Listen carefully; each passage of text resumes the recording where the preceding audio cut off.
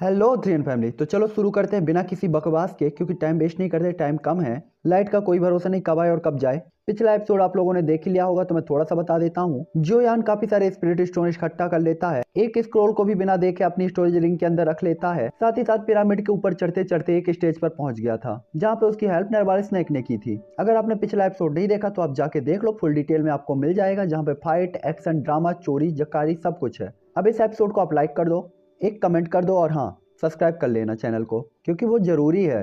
और notification bell notification को on कर लो, ताकि आप लोग को नोटिफिकेशन मिलती रहे। क्योंकि आप कमेंट सेक्शन में कहते हो कि नोटिफिकेशन नहीं आता, तो वो उसी का रीजन होगा।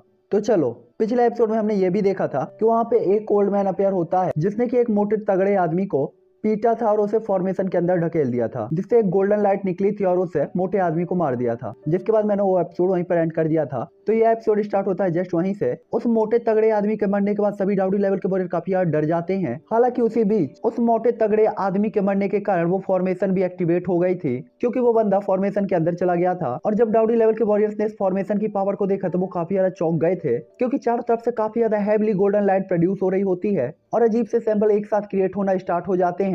जिसके बाद देखते ही देखते वो 31 पिलर जो कि उस स्क्वायर पे बने हुए थे, उसके लोटस के ऊपर 31 लाइट बॉल्स एक साथ इकट्ठा होने लगते हैं और इसके बाद ऊपर आसमान में जाकर एक साथ फ्यूज होना स्टार्ट हो जाती हैं। इस टाइम पे उन पिलर से निकलने वाली लाइट की पावर जब एक साथ फ्यूज हो रही थी, तो उससे रिलीज होने वाले फ्लक्चुएशन को देखकर सभी डाउडी लेवल के वॉरियर काफी ज्यादा डरा हुआ फील करने लगते हैं। साथ ही साथ इसी टाइम पे जो लोटस थे, उन स्टोन लोटस के कोर से भी अजीब तरीके की लाइट निकल रही होती है। हालांकि डाउडी लेवल के वॉरियर्स उसे इग्नोर कर देते हैं और सीधा ही आसमान में इकट्ठा होने वाले उस गोल्डन लाइट को देखते हैं, जो कि अभी अभी उन 31 पिलर से निकली थी, जिसके कारण पूरा ही आसमान जगमगा रहा होता है गोल्डन लाइट से। हालांकि तभी देखते ही देखते उस गोल्डन लाइट से एक पावरफुल गोल्डन पिलर निकलता है, जो कि नीचे खड़े डाउडी लेवल के वॉरियर्स की तरफ चार्ज होने लगता है। ये देखकर सभी डाउडी लेवल के वॉरियर्स के फेस इंप्रेशन अचानक ही बदल जाते हैं और वो तुरंत ही इधर उधर भागना स्टार्ट कर देते हैं। हालांकि काफी सारे डाउडी लेवल के वॉरियर यहाँ वहाँ भाग गए थे, लेकिन अभी भी दो ओल्ड मैन थे जो कि डॉच नहीं कर पाए थे, और वो गोल्डन लाइट पिलर तुरंत ही उनसे टकरा कर उनके डुई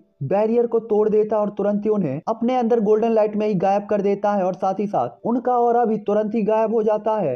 ये देखकर आसपास के सभी डाउडी लेवल के वॉरियर्स के फेस इंप्रेशन पीले पड़ जाते हैं। उन्होंने देखा था कि एक फॉर्मेशन डाउडी लेवल के वॉरियर्स को भी एक झटके में डिस्ट्रॉय कर सकती है। जिसके बाद वो तुरंत ही कहते हैं ये फॉर्मेशन सच में काफी ज्यादा खतरनाक है। जिसके बाद आसमान में वो अजीब सी फॉर्मेशन को देखते हैं और काफी ज्यादा डर भी उन्हें लग रहा होता है। इस टाइम पे वो सभी लोग इस टेम्पल के अंदर ट्रेजर के लिए आए थे, लेकिन उन्होंने कभी भी नहीं सोचा था कि वो यहाँ पर मर जाएंगे। आखिरकार पूरे ही पश्चिम एरिया के अंदर बहुत कम लोग थे जो कि डाउडी लेवल के इन वॉरियर्स को मार सकते थे, लेकिन ये फॉर्मेशन तो एक सेकंड में डाउडी लेवल के वॉरियर्स को मार रहा था, जिसने उन्हें काफी ज्यादा डरा के रख दिया था। हालांकि जैसे ही डाउडी लेवल के वॉरियर पीछे हट के वापस लौटने के बारे में सोचते हैं, तभी वो देखते हैं कि पीछे हटने का कोई रास्ता ही नहीं है, जिसके कारण सभी डाउडी लेवल के वॉरियर और यहाँ तक चारों क्लेन के मेंबर्स के फेस इंप्रेशन काफी ज्यादा सीरियस हो जाते हैं, क्योंकि इस फॉर्मेशन से उनके पास फाइट करने की स्ट्रेंथ थी नहीं और भागने का रास्ता बचा नहीं था। जिसके बाद उन सभी को समझ में आ जाता है कि सबसे गहरा हिस्सा इस टेम्पल का सिर्फ एक जाल था, और इस टाइम पे सभी को लगता है कि इस टेम्पल के मालिक का इरादा अपने इनहेरिटेंस को पीछे छोड़ने का बिल्कुल भी नहीं था, बल्कि यहाँ पे आने वाले लोगों को मारने का था।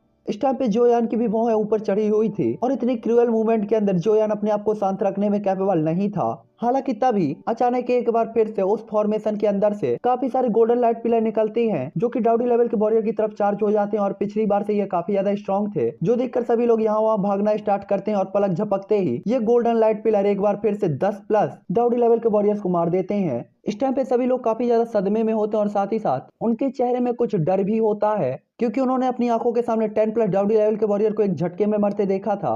हालांकि वो सांस ले पाते कि एक बार फिर से फॉर्मेशन एक्टिवेट होता है, और एक बार फिर से गोल्डन लाइट पिलर तेजी से बाहर की तरफ निकलना स्टार्ट हो जाते हैं। उन पिलर्स को अपनी तरफ आता देखकर सभी लोग अपनी अपनी डुईक्यू को चार्ज करके उससे बचने की कोशिश करते हैं। साथ ही वो कहते हैं क्या ये एक बार फिर से आ रहे हैं। यहाँ पे दो लाइट पिलर डाउडी लेवल के वॉरियर्स की तरफ बढ़ रहे थे, जिसमें से एक लाइट पिलर जो यान की साइड भी बढ़ रहा होता है, जिसे देखकर जोयान तुरंत ही अपने डुईक्यू का यूज करके बड़ी मुश्किल से उससे डॉच करता है, लेकिन उसके कारण जोयान का जो डोपैंग होता है वो लाइट पिलर की लाइट के कारण कई जगह से पिघल जाता है और काफी ज्यादा जल जाता है।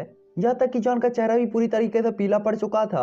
हालांकि यहाँ पे जोयान ने तो डाउडी लेवल के हालांकि जॉन यहाँ पे किस्मत वाला था, लेकिन बाकी डाउडी लेवल के वॉरियर इतने ज्यादा किस्मत वाले नहीं थे और वो लाइट पिलर के सामने मार दिए गए थे। और यही कंटिन्यू चालू रहता है, जो देखकर जोलिन और बाकी के चार सेक्ट के जो लोग होते हैं वो काफी ज्यादा चौंक जाते हैं। हालांकि इस बार एक बार फिर से फॉर्मेशन में फ्लक्चुएशन होती है और इस बार जो डुई पिलर निकला था वो केवल एक ही था।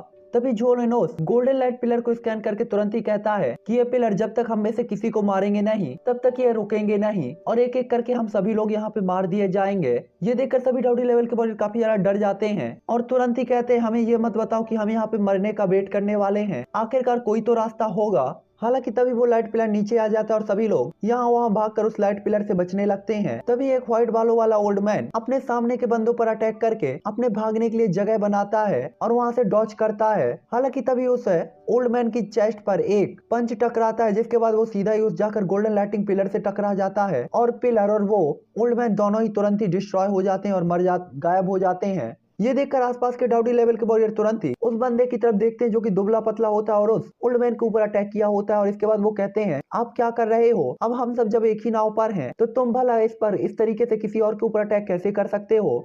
तभी वो दुबला पतला बंदा कहता है कि आपने नहीं सुना जोलिन ने क्या कहा, अगर कोई लाइट पिलर निकलता है तो वो हम में से किसी एक को मारे के बिना वापस नहीं लौटेगा। ये सुनकर सभी के फेस इंप्रेशन अचानक ही चेंज हो जाते हैं, लेकिन तभी वो बंदा एक बार फिर से कहता है हाँ मैंने उसे उस गोल्डन लाइट पिलर के सामने धकेल दिया था, तो क्या मैंने तुम सभी लोगों की जान नहीं बचाई, वरना क्या भरोसा कि आप में से कौन उस गोल्डन लाइट पिलर का निशाना बनता।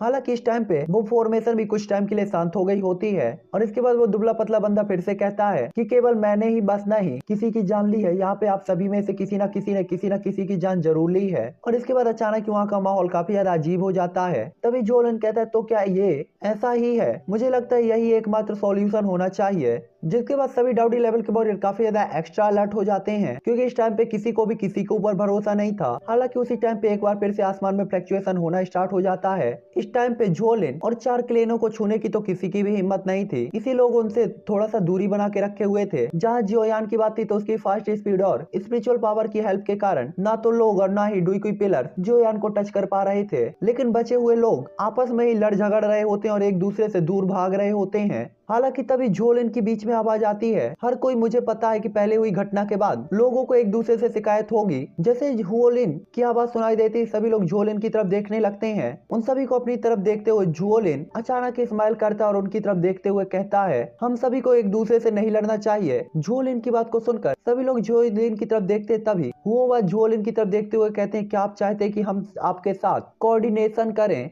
आई मीन सहयोग करें। इस टाइम पे हुओवा को अच्छी तरीके से पता था कि उसके एंसेस्टर ने हमेशा ही उसे जो क्लेन के प्रति थोड़ा सा सावधान रहने के लिए कहा था और वो हमेशा ही जो क्लेन से थोड़ा सा डर महसूस करते थे। हालांकि बाई क्लेन और सन क्लेन की उन्हें इतनी ज्यादा परवाह नहीं थी, लेकिन जो क्लेन उनके लिए सिरदर्द था, इसलिए हुओवा यहाँ पे थोड़ा सा कंफर्म नहीं होता। यहाँ तक कि बाई क्लेन से बाइंग और सन क्लेन से सनसुओ हुओवा की बात को सुनकर तुरंत ही जुओलिन की तरफ देखते हैं। हालांकि उन्होंने इस बात का अंदाजा लगा लिया था कि वो अलग अलग होकर सिर्फ यहाँ पे मौत का ही इंतजार करेंगे। तभी सन हुओ भी उसकी तरफ देखते हुए कहता है बिना किसी कारण के मैं तुम्हारी हेल्प क्यों करूं। ये सुनकर जोलिन तुरंत ही जो बेटांग की तरफ देखता है और इसके बाद तुरंत ही सनसुओ की तरफ देखते हुए कहता है अगर ये हमारे और आपके जीवन के लिए नहीं होता तो मैं ऐसा कुछ भी नहीं कहता। और इसके बाद एक नकली स्माइल अपीयर कर देता है। जोलिन की नकली स्माइल को देखकर सभी लोग थोड़ा सा स्ट्रेस को फील करने लगते हैं क्योंकि उन्होंने उसके ऐसे फेस इंप्रेशन कभी भी नहीं देखे थे। तभी जियोलिन भी जोलिन की तरफ देखता है जियोयान, और उसने भी इस बात का अंदाजा लगा लिया था। तभी हुआ कहते क्योंकि आप सहयोग करना चाहते हैं तो आप सीधे कहिए, हम में से इसमें से किसी को भी इसमें कोई प्रॉब्लम नहीं है। हालांकि हुआ ने अभी ये कहा ही था कि तभी डाउडी लेवल के एक वॉरियर का ग्रुप तुरंत ही कहता है इससे पहले यंग मास्टर जोलिन को हमें कम से कम एक रीजन तो देना चाहिए कि हम उनका सहयोग क्यों करें। इस टाइम पे ये हालत सनसुओ के जैसी ही थी, बिना किसी रीजन के कोई किसी की हेल्प नहीं करना चाहता था क्योंकि यहाँ पे सभी लोग डाउडी लेवल के वॉरियर थे और भला वो 2 स्टार डाउडी लेवल के वॉरियर की बात क्यों सुने। पहले जुओलिन हमेशा अपने क्लेन का नाम के कारण हर किसी के ऊपर रौब जमाता था, लेकिन प्रेजेंट टाइम पे वो वैसी ही कंडीशन में थे जहां उनके सामने मौत थी, इसीलिए वो किसी से भी नहीं डरते थे। तभी जोलन कहता है एक रीजन, और इसके बाद डिसरिस्पेक्टेड वे में स्माइल करते हुए कहता है कैसा हो अगर मैं कहूँ कि मैं इस फॉर्मेशन को तोड़ने के लिए आप सभी लोगों को लीड करूंगा। उसकी बात को सुनकर सभी लोग अनट्रस्टेड तरीके से जोलिन की तरफ देखने लगते हैं। यहाँ तक कि जॉन भी काफी ज्यादा सीरियस तरीके से जोलिन को देखता है कि क्या उसने वाकई में इस फॉर्मेशन को तोड़ने का तरीका ढूंढ लिया है। हालांकि यहाँ पे उपस्थित सभी लोगों को अच्छी तरीके से पता था कि जोलिन कोई अच्छा इंसान नहीं है, साथ ही साथ वो काफी ज्यादा ईगोफुल भी है, लेकिन प्रेजेंट टाइम पे वो इस कंडीशन में थे कि उनके पास इस चीज को एक्सेप्ट करने के अलावा कोई दूसरा ऑप्शन नहीं होता। हालांकि तभी जोलिन कहता है जल्दी करो, हमारे पास ज्यादा टाइम नहीं बचा है। तभी हुआ इस्तेमाल करते हुए कहते यंग मास्टर जब आपने पहले ही रीजन बता दिया है, मेरा वो क्लेम इसके लिए एग्री है और हम आपका सहयोग जरूर करेंगे। तभी बाइंग भी कहता है ठीक है मैं भी आपका सपोर्ट करूंगा। यहाँ पे सनसो कुछ भी नहीं कहता, बस एक कदम आगे बढ़ जाता है। ये देखकर डाउडी लेवल के बाकी के वॉरियर बेमन तरीके से इस चीज के लिए एग्री हो जाते हैं।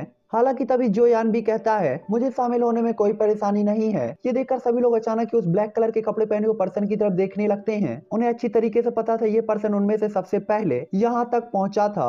जोयान के शामिल हो जाने के बाद बचे हुए डाउडी लेवल के वॉरियर भी बेमन तरीके से अपना सिर हिला देते हैं। हालांकि तभी आसमान में फॉर्मेशन से वापस से एक गोल्डन कलर का लाइट पिलर निकलने लगता है और उनकी तरफ बढ़ने लगता है। ये देखकर डाउडी लेवल के वॉरियर तुरंत ही अपनी रंग बिरंगी डुइकुई को निकालते हैं और उस लाइट पिलर के ऊपर अटैक करना स्टार्ट कर देते हैं। और इतनी सारी डुइकुई से टकराने के कारण वो पिलर तुरंत ही सेकंडों में गायब हो जाता है। अब तक सभी लोगों ने इस फॉर्मेशन का हल्का फुल्का अंदाजा भी लगा लिया था। हालांकि उन्हें पता था कि इस फॉर्मेशन को तोड़ने में वो अभी भी कैपेबल नहीं है। हालांकि तभी डाउडी लेवल के कुछ वॉरियर अचानक ही कुछ अनसेटिस्फाइड दिखाई देते हैं, क्योंकि जो लिन ने कहा था कि वो इस फॉर्मेशन को लीड करेगा और इसे तोड़ने का रास्ता बताएगा, लेकिन अब तक उनमें से किसी को भी नहीं पता था कि इस फॉर्मेशन को कैसे तोड़ा जाए, क्योंकि उन्हें पता था ये गोल्डन लाइट पिलर रुकने का नाम नहीं लेंगे। सभी के फेस इंप्रेशन को देखकर जोलिन तुरंत ही स्माइल करते हुए कहता है इस फॉर्मेशन को तोड़ने का तरीका आपके सामने है। और इसके बाद वो 7 खंभों की तरफ इशारा करता है, सॉरी 31 पिलर की तरफ, जिसमें से 7 खंभों ने घूमना बंद कर दिया था और बाकी के सभी अभी भी घूम रहे होते हैं। ये देखकर सभी डाउडी लेवल के वॉरियर उसी तरफ देखते हैं तो वो देख सकते थे कि वहीं से गोल्डन लाइट प्रोड्यूस हो रही है। तभी जोलिन बताता है कि मुझे लगता है ये फॉर्मेशन वहीं से एक्टिवेट होना चाहिए और इसे एनर्जी भी वहीं से मिल रही है। जो देखकर सभी लोग चौंक जाते हैं और इसके बाद कहते हैं जोलिन तो हम इन्हें डिस्ट्रॉय कैसे करेंगे और इस फॉर्मेशन को कैसे रोकेंगे। जिसपे जोलिन कहता है अगर हमें इस फॉर्मेशन को डिस्ट्रॉय करना है तो हमें उन सभी पिलर्स को डिस्ट्रॉय करना होगा। ये सुनकर डाउडी लेवल के वॉरियर स्माइल करते हुए कहते हैं क्या ये कुछ ज्यादा ही इजी नहीं हो गया? भला हमारी पावर के साथ इन 31 पिलर्स को तोड़ना कौन सी बड़ी बात होगी? ये तो चींटी मसलने के लिए हाथी लाने जैसी बात हो गई। इस टाइम पे सभी डाउडी लेवल के वॉरियर को लग रहा था कि शायद मामला कोई बड़ा होगा, लेकिन जोलिन ने ऐसा कुछ मामला बताया था जिसपे उन्हें हंसी आ रही थी। तभी जोलिन भी स्माइल करते हुए कहता ओह ऐसा है क्या? हालांकि तभी 2 गोल्डन लाइट पिलर अचानक ही उस फॉर्मेशन से निकलकर डाउडी लेवल के वॉरियर के बीच से निकलते हैं और काफी सारे डाउडी लेवल के वॉरियर की डेथ हो जाती है और जो अभी अभी हंस रहे थे अचानक ही सीरियस हो जाते हैं। तभी जोलिन कहता है अगर आपको लगता है इतना आसान है तो आप जाकर उन्हें डिस्ट्रॉय कर सकते हैं। जोलिन की बात को सुनकर सभी डाउडी लेवल के वॉरियर एक दूसरे की तरफ देखते हैं। उन्हें भी पता था कि यही एकमात्र लास्ट रास्ता है और चाहे उनका मन हो या ना हो उन्हें आगे बढ़कर ये करना ही होगा, वरना यहाँ खड़े खड़े केवल वो मौत का ही इंतजार कर सकते थे। तभी अचानक एक ओल्ड मैन कहता है ठीक है इस फॉर्मेशन को तोड़ने के लिए मैं आगे बढ़ता हूँ। और इसके बाद तुरंत ही वो अपनी डुइकी को चार्ज करते हुए मैदान के सामने के खंभों की तरफ दौड़ पड़ता है। हालांकि वो आगे बढ़ा ही था कि तभी अचानक आसमान में फ्लक्चुएशन होना स्टार्ट हो जाता है और इसके बाद चारों तरफ गोल्डन लाइट फैल जाती है। ये देखकर वो बंदा कहता है ये क्या चल रहा है? मुझे ये मत बताओ कि जोलिन ने जो कहा वो गलत है। इस टाइम पे उन्हें समझ में आ गया था कि अगर कोई भी आगे की तरफ चार्ज होगा तो लाइट पिलर चार्ज हो जाएगा और उन्हें डिस्ट्रॉय कर देगा। इसीलिए वो तुरंत ही कहते हैं अब हमें क्या करना चाहिए। तभी एक डाउडी लेवल का वॉरियर कहता है हो सकता है हम जब तक इनहेरिटेंस को प्राप्त ना करें तब तक हम यहाँ से नहीं निकल पाएंगे। हालांकि कोई भी इनहेरिटेंस के सामने नहीं जाना चाहता था, क्योंकि इस फॉर्मेशन को क्रॉस करना उनमें से किसी के भी बस की बात नहीं थी।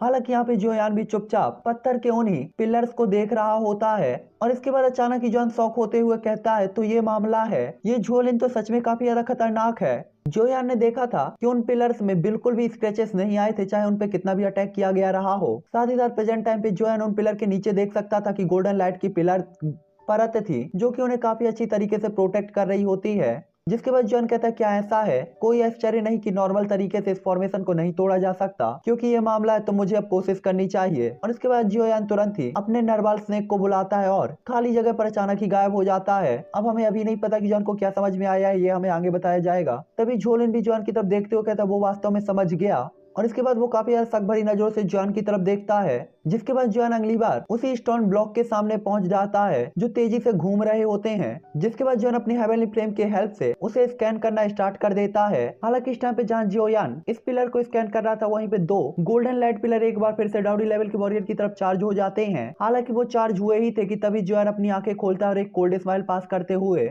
उस पिलर की तरफ देखता और फिर अपने पंच को अपनी डुइकी के साथ क्रिएट करते हुए तुरंत ही उसकी तरफ शूट करते हुए कहता है ऑक्टेन ब्लास्ट। और जैसे ही जोयान का पंच उस पिलर से जाकर टकराता है तो पिलर में धीरे धीरे क्रैक्स बनने लगते हैं और इसके बाद अचानक ही एक तेज ब्लास्ट के साथ वो पिलर पूरी तरीके से डिस्ट्रॉय हो जाता है।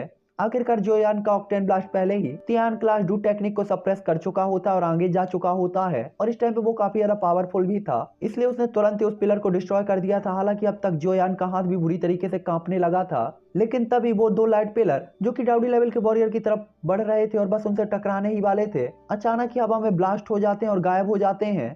हालांकि इसमें एक डाउडी लेवल का वॉरियर फिर भी मारा गया था, लेकिन यहाँ पे किसी को भी अब किसी की भी चिंता नहीं थी। इस बार सभी की निगाहें सीधा ही उस ब्लैक कलर के डोपिंग पहने हुए पर्सन की तरफ जाती है जिसने अभी अभी एक पिलर को तोड़ा था, और वो अपना जियो यान होता है। जिसके बाद वो काफी ज्यादा हैरान होते हुए जोयान की तरफ देखते हैं कि उसने एक ही पंच में उस पिलर को तोड़ दिया था। जिसके बाद वो काफी ज्यादा खुश हो जाते हैं, क्योंकि अगर वो इन सभी पिलर को डिस्ट्रॉय कर देते हैं तो फिर वो उस स्टैचू के हाथ से उसका इनहेरिटेंस प्राप्त कर सकते हैं। जिसके बाद सभी लोग तुरंत ही उन्हीं पत्थरों की तरफ चार्ज होकर उन्हें तोड़ने के लिए बढ़ जाते हैं, क्योंकि सभी को लग रहा था कि ये नॉर्मल स्टोन पिलर है जिन्हें कोई भी तोड़ सकता है और ये कोई बड़ी बात नहीं होगी। हालांकि जिन लोगों ने उस पिलर पर अटैक किया था उन्हीं को पता था कि ये पिलर कितने ज्यादा पावरफुल और कितने ज्यादा अजीब हैं। इस टाइम पे वो सभी लोग उदास हो जाते हैं, क्योंकि वो अपनी डुईकुई की हेल्प के बाद भी उन पिलर्स को तोड़ने में कैपेबल नहीं थे। जिसके बाद वो जॉन की तरफ देखते हुए काफी ज्यादा हैरान होते कि आखिरकार उनके सामने वाले पर्सन की पावर क्या होगी, क्योंकि जॉन ने एक ब्लॉक को डिस्ट्रॉय किया था। हालांकि तभी एक आवाज आती है, मिस्टर आपकी पावर सच में काफी ज्यादा एक्स्ट्रा ऑर्डिनरी है, मुझे लगता है कि मुझे भी आपकी मदद करनी चाहिए।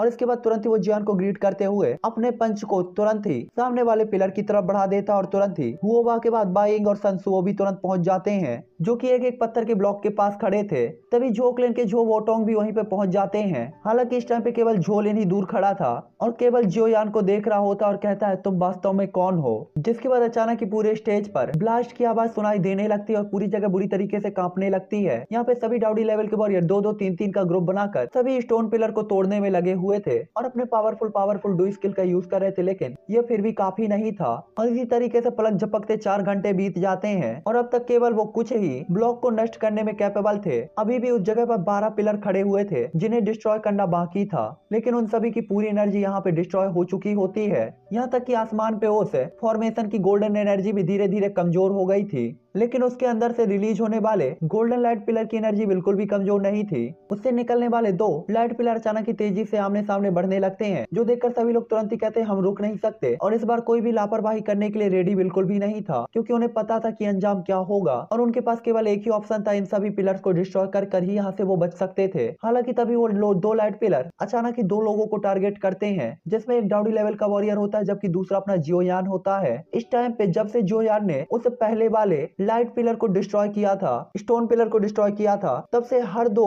गोल्डन लाइट पिलर में एक जियोयान को टारगेट बना रहा था। हालांकि जियोयान को इससे कोई डर नहीं लग रहा था, लेकिन इसका कोई अंत नहीं था और अगर ऐसा ही चलता रहा तो जियोयान ज्यादा देर तक इसे बर्दाश्त नहीं कर पाएगा। हालांकि जियोयान तुरंत ही पावरफुल रोर करके बड़ी मुश्किल से इसे चकमा देता है और इसके बाद जियोयान तुरंत ही अपने बॉडी के अंदर की ड्रैगन फिनिक्स ब्लड लाइन को ड्रैगन फिनिक्स आर्मर को एक्टिवेट करता है और अपने हाथ में ड्रैगन स्केल को अपेयर करके तुरंत ही अपने सामने वाले पिलर की तरफ तेजी से मारता है और वो पिलर देखते ही देखते डिस्ट्रॉय हो जाता है और आसमान में गोल्डन लाइट और भी धीमी हो जाती है। तभी तुरंत वहाँ पे खड़े हुए डाउडी लेवल के वॉरियर कहते हैं ये कितना ज्यादा पावरफुल है, ये कौन है? वेस्ट रीजन के अंदर हमने ऐसे किसी भी पर्सन के बारे में क्यों नहीं सुना। यहाँ तक कि हुओबा और चारों क्लेन के मेंबर भी काफी ज्यादा चौंक कर जोयान की तरफ देख रहे थे।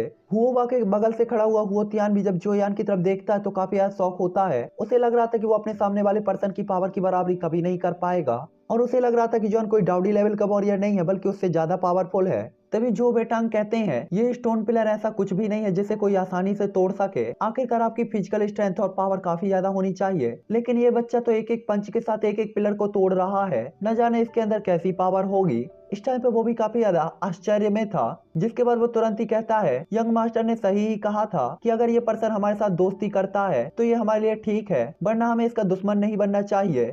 ऐसा लगता है कि यंग मास्टर सही थे, हमारा झो क्लेन भी ऐसे पर्सन की डिसरिस्पेक्ट नहीं कर सकता।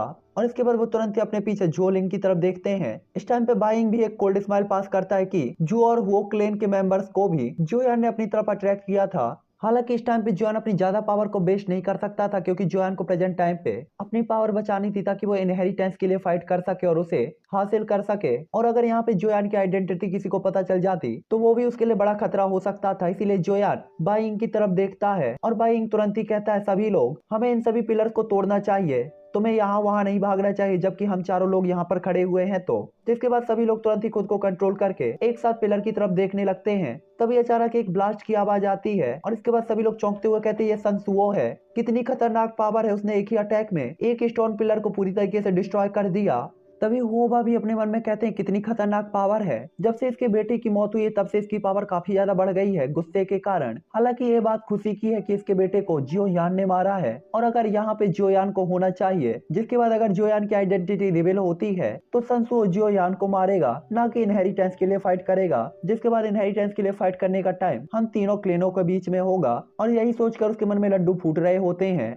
सनसुओ को अपने सामने के पिलर को डिस्ट्रॉय करता देखकर बाई यिंग तुरंत ही आगे की तरफ बढ़ जाते हैं और अपने सामने के पिलर की तरफ बढ़कर उसे डिस्ट्रॉय करने लगते हैं। उसी टाइम पे हुओबा भी आगे बढ़ जाते हैं। ये देखकर जो बेटांग आगे बढ़ने ही वाले थे कि तभी झोलिन अचानक उसे रोक देता है और जो बेटांग अचानक ही रोककर झोलिन की तरफ देखते हुए कहते हैं बाकी के तीनों क्लेन आगे बढ़ चुके हैं तो हमें भी वेट क्यों करना चाहिए और हमें भी पिलर्स को डिस्ट्रॉय करना चाहिए। जिसपे झोलिन कहता है आपको परेशान होने की जरूरत नहीं है, अब बस आपको अपनी पावर को बचा के रखने की जरूरत है। हालांकि मैं कंफर्म नहीं हूँ लेकिन मुझे लग रहा है कि अब एक बहुत बड़ी फाइट होने वाली है। और इसके बाद वो जोयान की तरफ देखने लगता है। जिसके बाद झोलिन कहता है कि बाकी तीन कुलों ने एक्शन ले लिया है तो आपको केवल कम से कम कार्यवाही करने की जरूरत है और आपको केवल एक स्टोन पिलर को तोड़ने की जरूरत है, बाकी को उनके ऊपर छोड़ दीजिए। जिसपे जो बेटा तुरंत ही अपना हाथ उसकी तरफ बढ़ाता है और चला जाता है। जिसके बाद जोलिन तुरंत ही इनहेरिटेंस को देखते हुए कहता है इसका इस रॉड सेट का अगला चीफ मैं ही बनूंगा। जिसके बाद अचानक ही टूटने की आवाजें आने लगती है और अब चौक में केवल 4 ही स्टोन पिलर बकाया रह गए होते हैं। हालांकि अब तक सभी लोग थक कर हार के बैठ गए थे। तभी अचानक आसमान में फ्लक्चुएशन होता है और काफी सारे गोल्डन लाइट पिलर सभी की तरफ बढ़ने लगते हैं, जो देखकर सभी के फेस इंप्रेशन बदल जाते हैं। और इसके बाद तुरंत ही एक आवाज आती है चलो उठो और जल्दी से इन चारों पिलर्स को डिस्ट्रॉय करो, अगर हम ऐसा नहीं कर पाए तो हम में से कोई भी आज जिंदा नहीं बचेगा। और ये आवाज एल्डर मू कुनलुन की होती है। और इसके बाद वो तुरंत ही अपने हाथ की छड़ी को घुमाते हैं और अपनी पावरफुल डुईकुई के साथ तुरंत ही सभी को कहते हैं अगर जो कोई भी पीछे हटेगा उसे ही सबसे पहले मारा जाएगा। जिसके बाद काफी सारे डुईकुई पिलर्स तुरंत ही निकलकर उन चारों स्टोन पिलर से जाकर टकराने लगते हैं जो कि वहाँ पे खड़े हुए थे। हालांकि यहाँ पे उन सभी लोगों ने अपनी पूरी पावर लगा दी थी, लेकिन जैसे उनके डुईकुई पिलर्स टकराते हैं तो उन 4 पिलर्स में कोई भी ज्यादा चेंजेस दिखाई नहीं देते। और अब तक वो गोल्डन लाइट पिलर भी आगे की तरफ बढ़ चुके थे और बस उनमें से काफी सारे लोगों से टकराने ही वाले थे कि तभी अचानक एक तेज आवाज के साथ वो सभी 4 के चारों पिलर डिस्ट्रॉय हो जाते हैं और उनकी तरफ बढ़ रहे गोल्डन लाइट पिलर भी तुरंत ही डिस्ट्रॉय हो जाते हैं। ये देखकर सभी लोग गहरी सांस लेते हुए तुरंत एक्साइटमेंट में चिल्लाते हुए कहते फॉर्मेशन टूट गया, फॉर्मेशन टूट गया, आखिरकार ये फॉर्मेशन टूट गया, अब हम नहीं मरेंगे, हम लोग जिंदा हैं। इस टाइम पे सभी लोग काफी ज्यादा एक्साइटेड होते हैं कि काफी बड़ी आपदा से वो बच गए थे। जिसके बाद तो काफी सारे लोग एक दूसरे के गले भी लगना स्टार्ट कर देते हैं बिना किसी सोचे समझे तरीके से। तो चलो ये एपिसोड भी अब मैं यहीं पर एंड करता हूँ क्योंकि काफी ज्यादा नाइट हो गई और मुझे अब नींद आ रही है। तो आप लोग एंजॉय करो इस एपिसोड को जो कि 11:30 के बाद ही अपलोड होगा। तो देख लो, बना रहा था आप लोग के लिए, अब तक क्या करूँ।